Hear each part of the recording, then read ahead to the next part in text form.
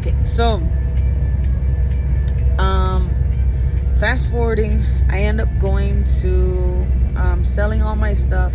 I ended up leaving everything behind. I left my family, I left my children. The Lord told me at that time, I just want you to just go, just you, just for now, just for now. He said you will come back for your children, and he said, but for now I want you to go by yourself. So we left. I left and I sold everything, and God made it possible for me to leave. I ended up, when I was disobedient, I had 54 cents in my account. When I was obedient, overnight, I ended up having over $3,000 in my account, and I ended up selling everything, and I was able to leave with $5,000 overnight. The Lord made a way for me to leave, and every door was closing. Every door was closing, like everything. And the bills were all cut up. They said that the lights were gonna turn off, and they said that the car insurance was done. They said everything was done. It was like every door was being closed, and I was getting letters in the mail. It was confirmation after confirmation that it was time for me to leave, and the warfare that I was receiving while I was there was ridiculous. Like they did not want me to be over there. They did not want me to go over there. And while I was there, I was like, man, it was so heavy. So the Lord told me, he's like, I'm gonna have you leave out of here sooner. So I ended up leaving a day after my birthday, and the Lord told me, he said, when you turn 30 years old, that's when your ministry starts. And so I was getting ready to turn 30 years old, and on the next day after my birthday, I left to the place that the Lord told me to go to. So I ended up leaving. I ended up going with my husband, and the Lord told him to marry me. Like ASAP, like as soon as I got there. This is by faith.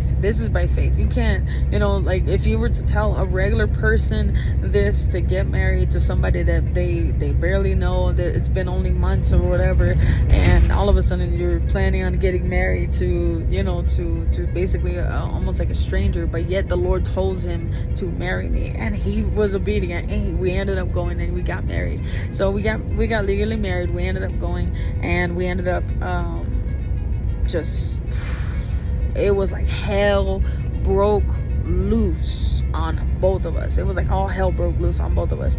So we ended up having to leave. We had to leave the place where he was staying. The Lord was showing me like that was not the place that God wanted for neither one of us. We had to get out of there, and it was like war getting out of there. And so we ended up going somewhere else, and to another nearby, like relatives, families or whatever, and we ended up going there. And so in this time, when we were in the second place, we ended up being by ourselves, and we ended up just having like renting a room together. And then the Lord really started to come in. He really started to come in, and he started to minister to the both of us, like on such a heavenly level. And we were receiving scrolls from heaven, both of us. We were receiving scrolls, revelation of who we were, a revelation of who God called us to be, revelations of like heavenly downloads of who we were. So anyways, one day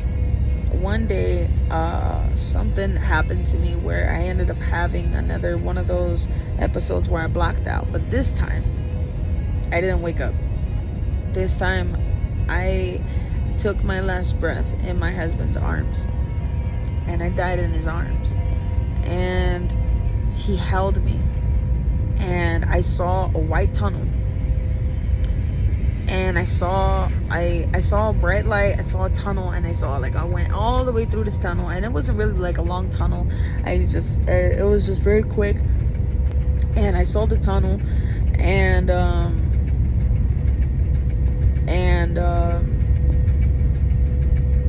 at the end of the tunnel, I saw a lamb. And the lamb was like opening up its mouth, but I couldn't hear anything. The lamb was like talking to me, like trying to talk to me. I saw a lamb, and I saw this beautiful place, and I couldn't really pinpoint exactly Like what I saw, all I know is that I saw trees, and I saw this lamb, and this lamb was talking to me, and but I couldn't really hear audibly what the lamb was saying. And then I was taken from this place, and I saw like I saw two roads. I saw like I was like up here, and then I saw the roads like down here, and I saw it at a distance. So, and I saw two roads. I saw two big roads. I saw like the one on the left was wide, very, very, very wide, and it was going straight, and there was a lot of people on that road. And then I saw another road where it was very, very thin, and there was barely anybody on that road. And what I saw was people crossing over from one side to the other. And I saw some of the people that were on the left side, on the larger road, crossing over to the little road. And then I saw some people that were on the little road crossing over to the large road. And then I saw other people that were crossing over from the little road to the large road, not to be on that road, but to minister to that road, to minister to the people. They were there to minister to people, and I could hear what they were saying. They were saying, turn back. It's not, like, while you still can. This is a road that leads us to destruction. They were saying at the end of this, there's destruction. They were telling them, turn around, go and follow life. So this is what I saw when I died. This is the vision that I saw. And I saw people preaching, and then what I heard was end time preachers. And what I heard was, this is what needs to be done. Like, the end time preachers needs to let them know that it's urgent, that the people get off of this road. Like, we have been on these roads for too long, and they think that these roads are going to last forever. And then the Lord was showing me, like, the people that were crossing over from the little side, the little road to the large road, they were going there to preach to the people that were on that large road. And they were very brave to go over there. They were like on the sidewalk. It looked like a sidewalk. They were standing on the sidewalk. They weren't on the road.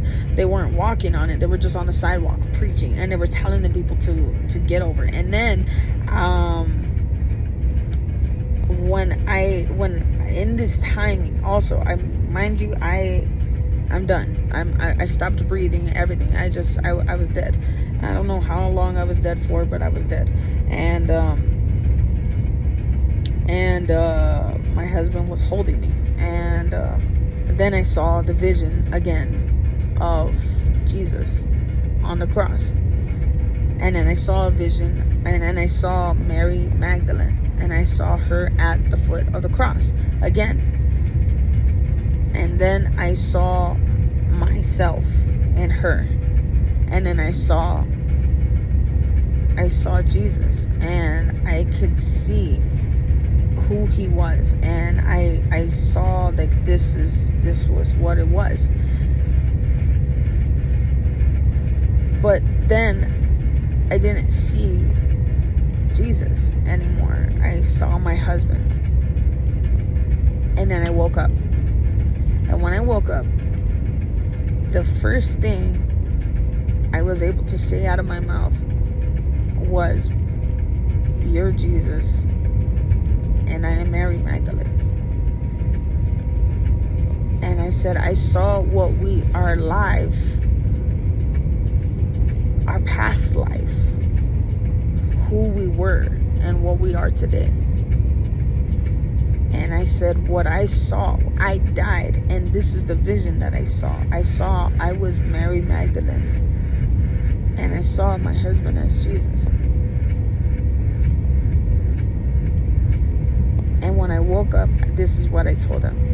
And his response was, I knew it. He told me, so he tells me, I knew it. And he said, I needed confirmation. And he said, I didn't know where I was going to get this confirmation from. But he said, I knew it. And I come and I tell him this message. And I was expecting him to be like shocked or deny it.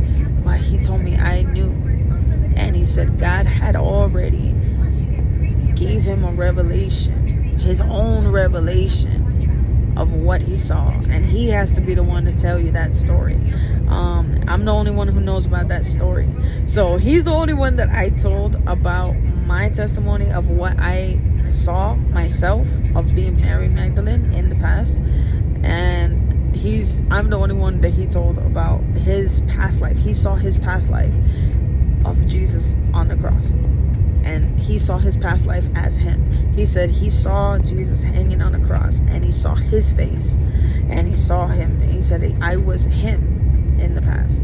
And so we were both on this journey together. So I'm gonna continue on with this. It gets very interesting, trust me.